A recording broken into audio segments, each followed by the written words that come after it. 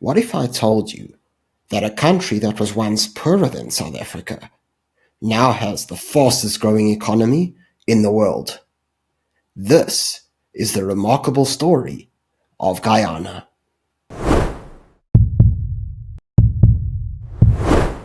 Located on the northern coast of South America, Guyana is a small member of the Caribbean community, otherwise known as CARICOM, with a population of a little over 800,000 people.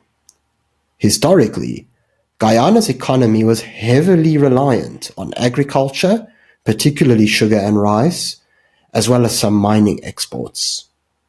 Sadly, this did little to pull the country out of its steep poverty levels, sky-high unemployment, and largely undiversified economy.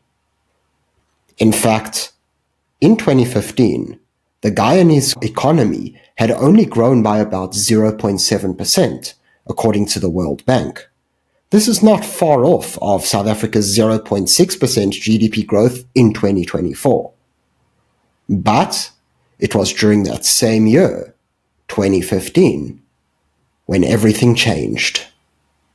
You see, since 2008, US energy giant ExxonMobil had been conducting oil and gas exploration off Guyana's coast, collecting the 3D seismic data it needed in order to begin production. It was in 2015 that ExxonMobil drilled its first exploration well off Guyana's coast, the Liza-1. Liza-1 is located in what is known as the Starbrook Block. Today, the Starbrook Block is believed to hold reserves of over 11 billion barrels of oil-equivalent resources, according to ExxonMobil, with some experts believing it could hold as many as 20 billion barrels. Soon after output commenced, production at the Liza-1 surpassed 120,000 barrels per day.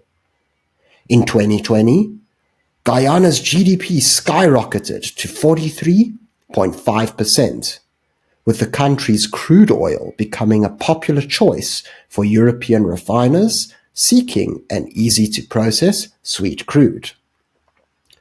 Demand for Guyana's crude surged after the outbreak of the Russia-Ukraine conflict, when Western sanctions against Russia meant that European countries needed to find new suppliers, and fast.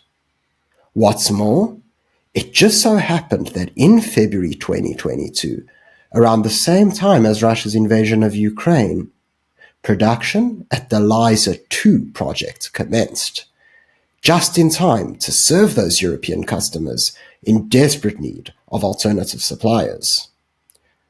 With an initial production capacity of 220,000 barrels per day, the Liza-2 greatly boosted Guyana's oil exports, with the country's economy skyrocketing by 63.3% that year, according to the World Bank. A year later, a third offshore development, Payara, came online, with an initial production capacity of 220 barrels per day, the same as the Liza-2. Despite already achieving vast economic success at that point, Guyana's oil ambitions didn't slow down. This year, ExxonMobil has continued to optimize its production vessels at these three projects. Government figures showed that in April 2025, Liza-1 production averaged 141,000 barrels per day. Liza-2 stood at 214,000 barrels per day, while the average output of Payara surged to 256,000 barrels per day, well past its initial output capacity of 220,000. And that's not all. A little over a week ago, at the time of this recording, ExxonMobil announced the commencement of production at Guyana's fourth oil development, Yellowtail. The production vessel for this project, called the One Guyana, boasts an initial production capacity of 250,000 barrels per day the largest of any Guyanese offshore project to date. With 43.6% GDP growth at the conclusion of 2024, according to government data, Guyana is the world's fastest growing economy.